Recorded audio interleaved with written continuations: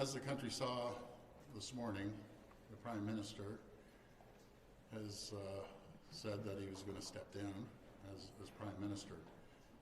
But that doesn't mean he's no longer Prime Minister for the next month or 2 months. We need the Prime Minister to focus 100% on the U.S. tariffs.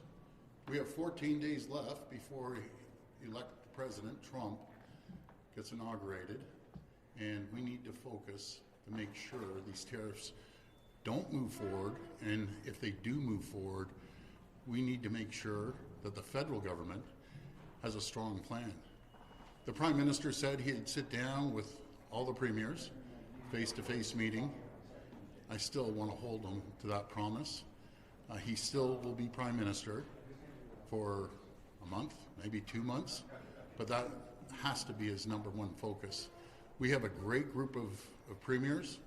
As chair of the Council of Federation, reaching out to the premiers to get together as early as this week to have a conversation and make sure that we are ready to support the federal government in this time of uncertainty at the federal level. But I can assure you, we have a strong group of premiers. We're going to continue moving this country forward, continue moving Ontario forward, and making sure that we have a seat at the table when the discussions of the tariffs are placed against Canada. And hopefully that won't happen, but we need all hands on deck. We need the Prime Minister to continue doing his job. Prorogation doesn't mean vacation. It means continuing moving forward as the Prime Minister as long as he holds that title. I'll take questions. Premier, does this change your timing? I mean, you've called for certainty and stability with all of what's going on in the United States. Does this change your thinking about having an earlier Ontario election? You were thinking about this spring, 2025. Is that now off the table because of what's happened in Ottawa? Well, Rob, what I can tell you today is I'm 100% focused on the tariffs. I've been reaching out to governors and really Congress people and senators, business leaders in the U.S. I'm hearing a lot about our positive ads. And I can tell you, the problem is not Canada. As a lot of you know, a lot of Americans, so do I. I've never once heard any American, no matter if it's Republican or Democrat, ever say Canada's the problem. Canada's not the problem. The problem is China shipping in cheap goods into Mexico, Mexico slapping a made in Mexico sticker on and shipping those goods up through the U.S. and Canada, costing Canadian and American jobs. That's unacceptable. And as I've always said, if we have to go it alone with the U.S., so be it. And if we have to do another deal with Mexico, so be it. But we have to make sure that we protect the jobs of Canadians. There's never been a time in history that is so important to make sure that we protect Canadian jobs, no matter if it's our critical minerals that we have to offer to the U.S., our electricity, oil from Alberta. We have a lot to offer our American friends and closest allies. But does that mean you don't want to have an early election?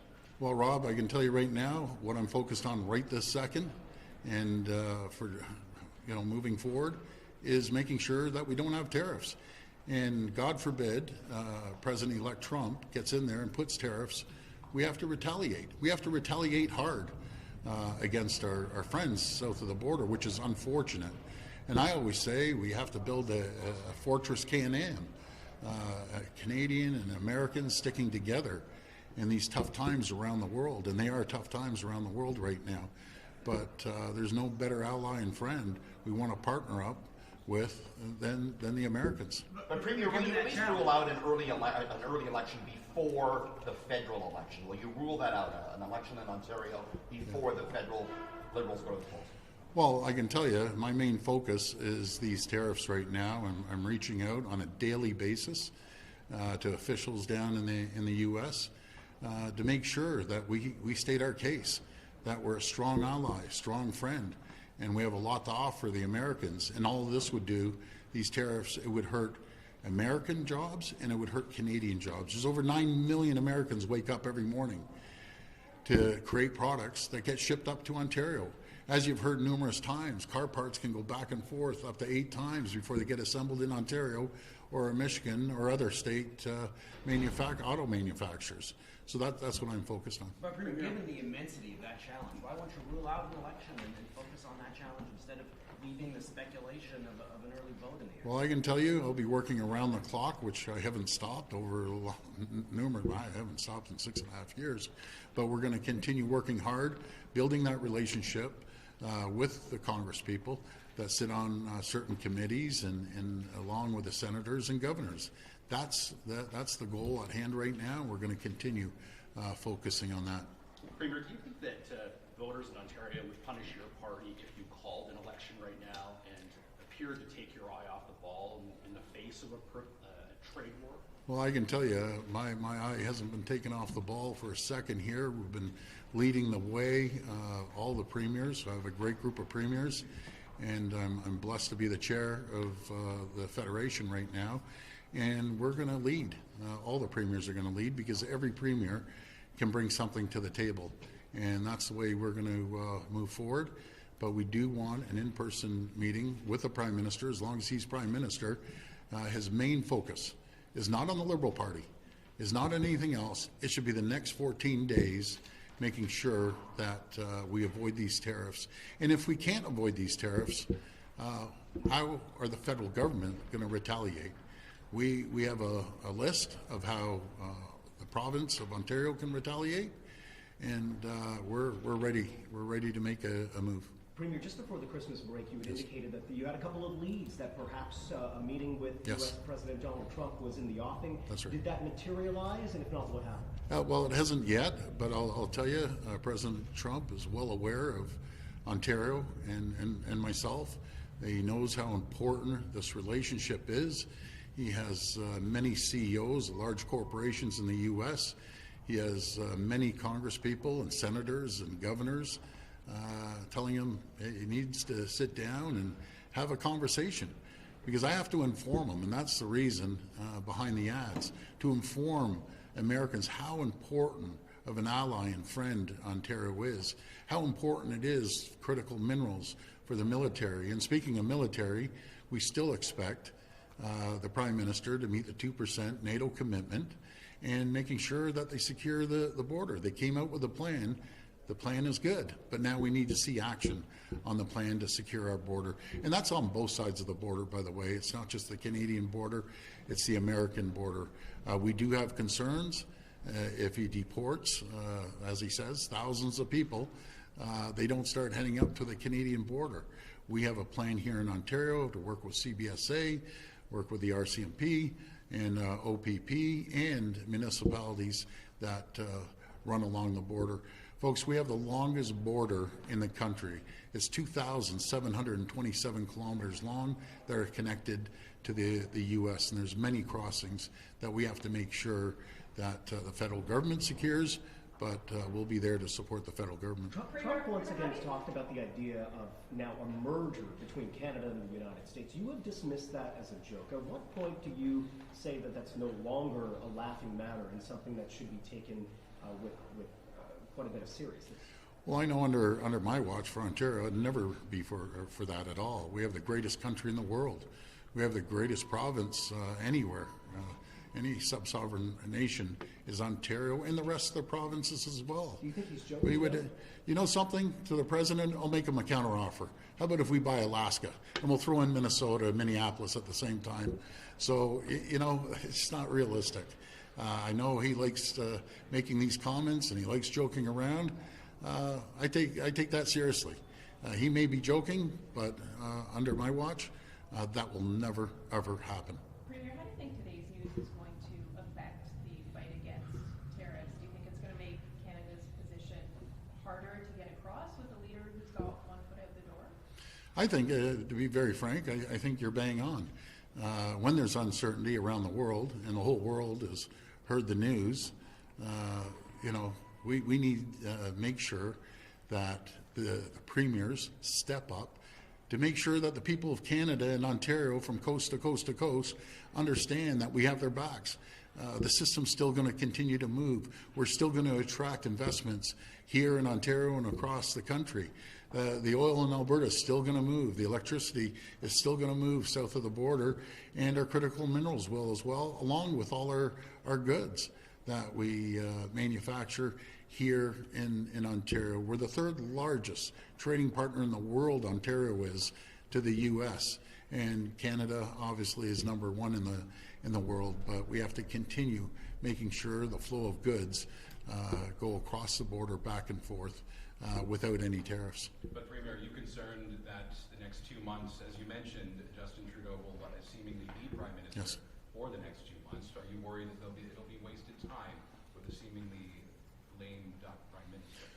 Well, another good point. You know, that's the way our system is built. It's a democracy. He'll be on for, again, no one knows exactly how long, maybe a month, maybe 2 months.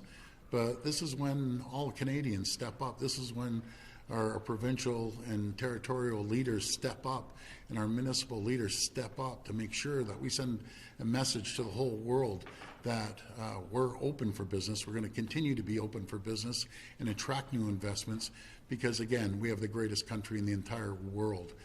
There's no other place that can compare to Canada, no other place that can compare to Ontario. Last question. Could you speak about your own relationship with Justin Trudeau? Over the last 6 years while you were Premier, you guys have gone from something as adversaries to having a large number of economic investments here thanks to the federal government under Trudeau. What has your relationship been like over the course of your time as Premier? Well, thanks for that, Colin. You know something, I always believe I don't care about political stripes. I've said it 1,000 times. No matter who's in the office, the Prime Minister, or who's the local mayor of the city, I don't care if they're from the Orange Party, the Green Party, the Red Party, the Blue Party. I'm going to do what's in the best interest of Ontario. Yes, we've had some really, really good deals for the people of Ontario. We worked together in the pandemic, as we all did, right across this country.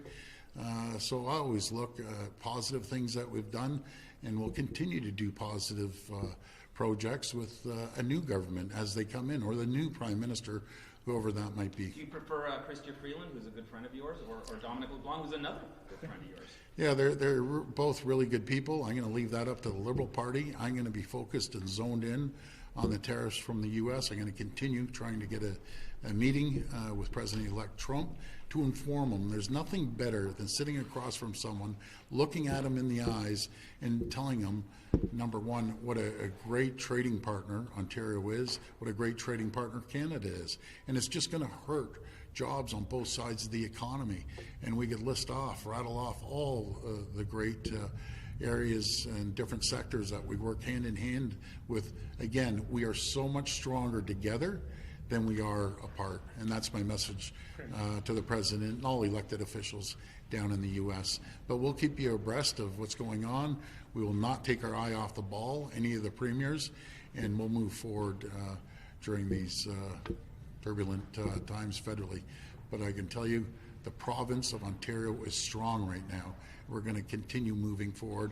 We're going to continue having people travel around the world, like Vic Fideli is traveling around, attracting billions of dollars of investment to come here. He told me the other day on the table, the deals aren't signed, but we're expecting $40 billion of investment to come to Ontario.